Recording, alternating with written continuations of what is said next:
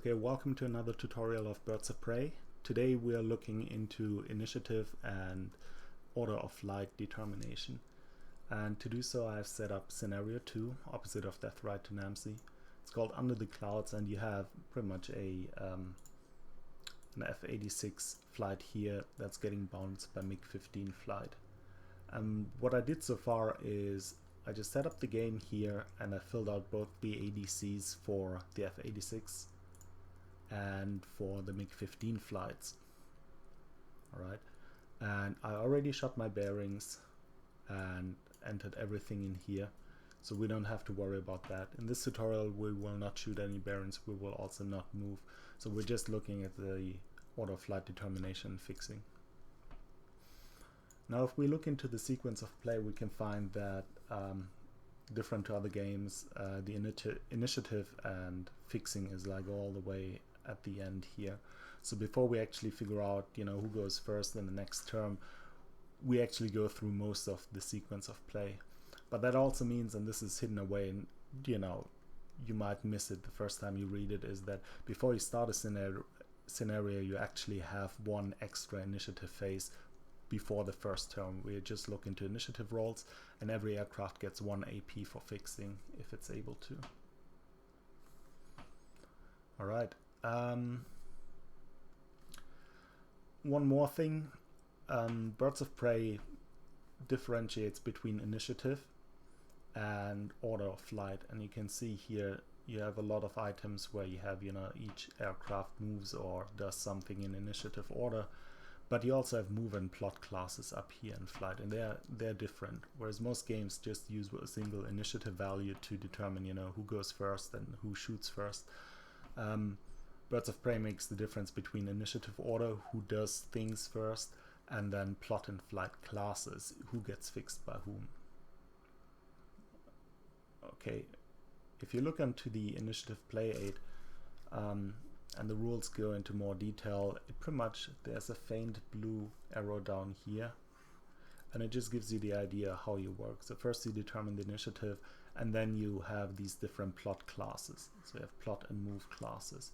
And the idea is that you have in plot class are pretty much all the airplanes that are not fixing, that pretty much don't have any movement advantage over the others, whereas all plot class B are all these planes who fix A, but also who are in a fixing loop. So let's say you have 3 planes and they all fix each other down here. So finally plot class C is the ones that don't get fixed, but have a fix on someone in plot class B.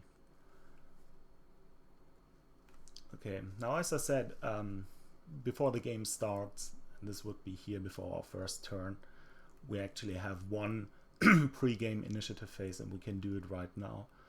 And as I said, we work from left to right, and the initiative is fairly easy to calculate. It's D10 plus the pilot quality, and then you have these 2 modifiers down here. Let's say -3 is unaware and +3 is if unspotted.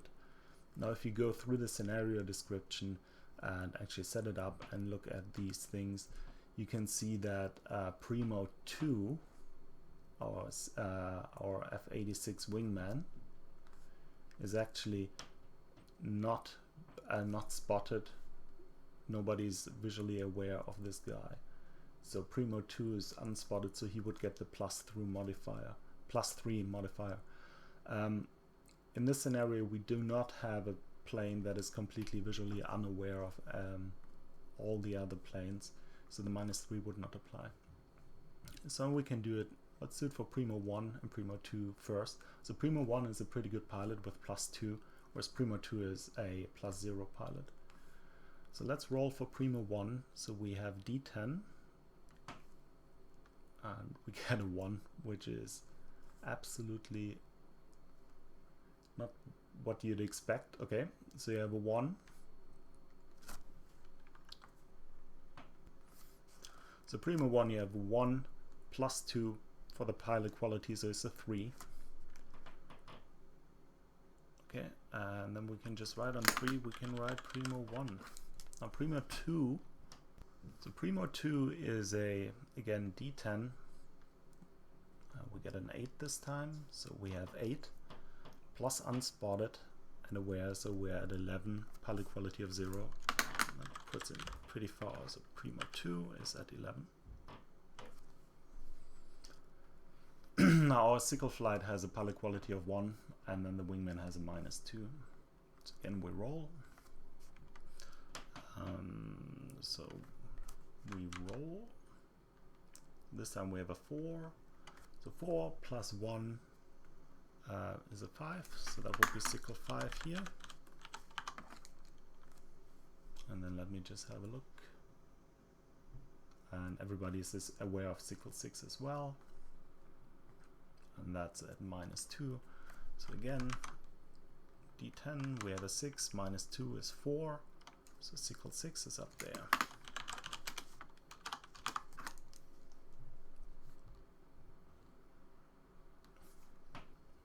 Now that we have our initiative, we can worry about fixing. And we do that in base initiative order. And usually when the game tells you that base initiative order, it's usually from least to greatest. So Primo 1 would have its first attempt at fixing, then Sickle 6, 5, and finally Primo 2. And to successfully fix another aircraft, you have to have 3 requirements satisfied. The first one is you have to have visual awareness of the target you're fixing. Secondly, the aspect of the target you're going to fix has to be in the orange advantage arc. So if we look at the aircraft data chart, you can see right here in the canopy, you have this orange wedge up here. So the aspect to the target has to be in the wedge if you want to fix it. And finally, you can only fix enemy aircraft. Let's look at Primo 1 first. So the base or the fixing procedure is hidden really small away into here, and pretty much again it's a D10. You have the pilot quality back here. You subtract both angle of nose and angle of tail, and as long as you're greater than 0, you're good and you have it fixed. Let's see what Primo 1 can do. So Primo 1 has visual awareness of Sickle 6, it's up here, but the aspect is 4-2. Now if we go into the aircraft data chart here, and we find that up here at an aspect of 4-2, we are outside the orange arc and we actually cannot fix. So that means Primo 1 cannot spend his 1 AP fixing. So in that case, Primo 1 would be moved here in the not fixing category. And we keep him at the same line just to further record the base initiative. I'll just abbreviate him here to P1. Now the next one who would fix would be Sickle 6. Now let's look at Sickle 6 here. We could both fix Primo 1, or we both have visual awareness of Primo 1 and Sickle 5. Now Sickle 5 is our wing lead, so we cannot fix him. But our aspect to Primo 1 is 1-4. And if we look at that, that's here. And 1-4 is fairly easily, yep, it's here in the advantage arc. Down here, but it's still valid. Now, to do so, we also have to calculate the angle of tail. And again, the game helps you here in this cheat sheet. Angle of tail is the cells from bearing to target nose. So the bearing to Sickle to Primo 1 is up here in the 180 plus 180 minus 30. And if we look at Primo 1, its nose is 90 minus 30. So it's 1, 2, 3 cells distance. So AOT, angle of tail, is 3. And then again, we just roll the die, so D10. So we have a 10, pretty good. Minus angle of nose, 1. So we had 9. Minus angle of tail, 3. So we had 6 plus pilot quality. And in that case, we're actually at -2. But we're still at, I think we're now at 4, which is greater than 0, so we have it fixed. And what you can do is, for example, write in the sensors in here as like fixed. Usually you would write in there, you know, if your IRST or, you know, radar would have picked it up. And then in this case, although it's the pre-game sequence, we would spend an AP for fixing. In the pre-game sequence, you don't have to do it. Later in the game, it will cost you 1 AP to fix. So we can write fixed here, or just fix. Okay. And then the next one, oh, actually here. So what's now happening is we're fixing someone in plot category A, which puts us automatically in plot category B. So Sickle 5 is up here. Again at 4. Now, Sickle 6, sorry. Now Sickle 5 does the same thing. Let's see who we can fix. We only have visual awareness of Primo 1. Aspect 03. Aspect 03, right on the nose, so that works for fixing. And then angle of tail. I think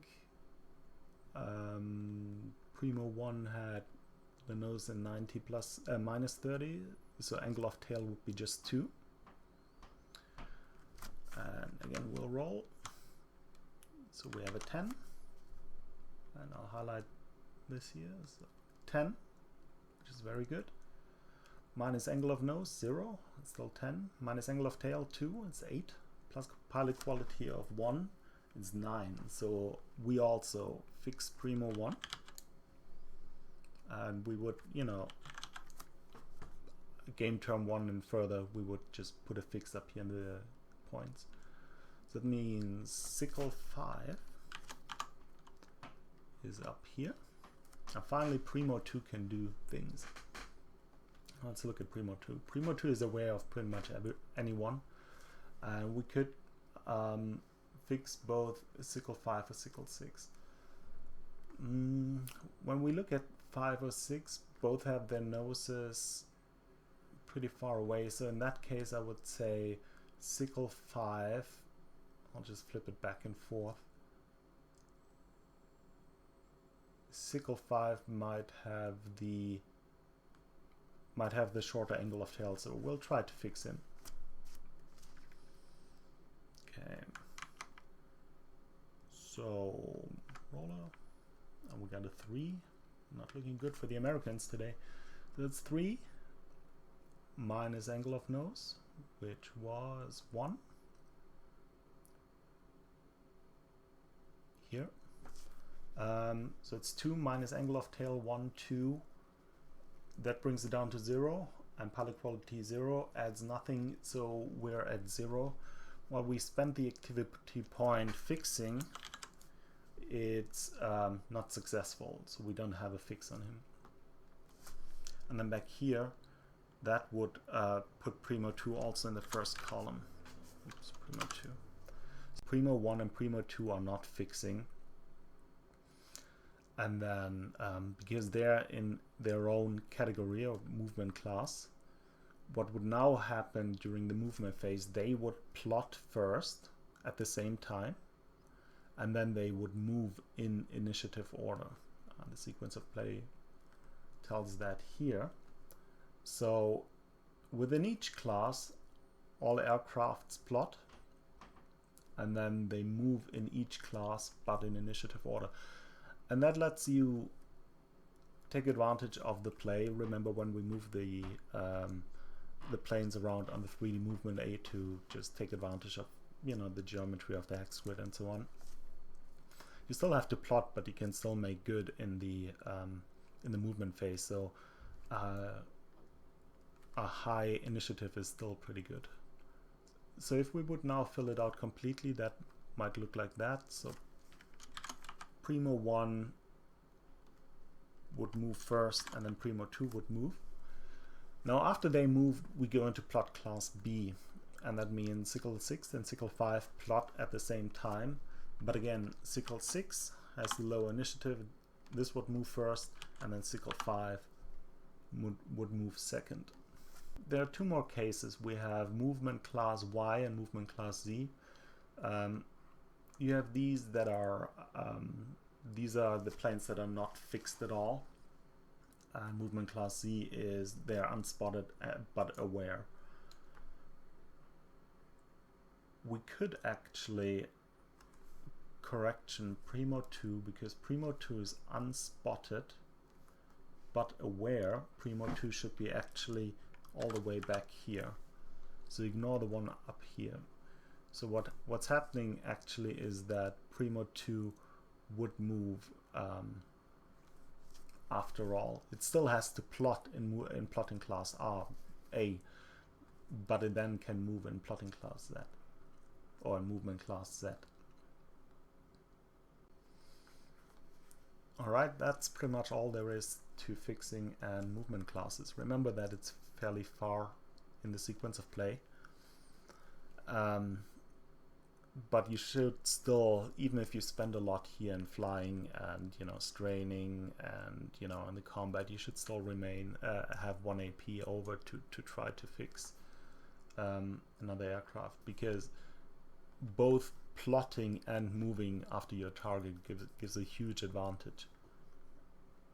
So in the beginning it might seem a bit, you know, very a bit convoluted, and I had to read the chapter, you know, 2 or 3 times just to understand, you know, how do these movement classes work. But, you know, once you do it once or twice, no problem. The other thing is that as soon as you pick up any scenario besides, you know, the solitaire scenarios or those with the special rules, you know, you would have to do it. So there's pretty much no reason not to do it.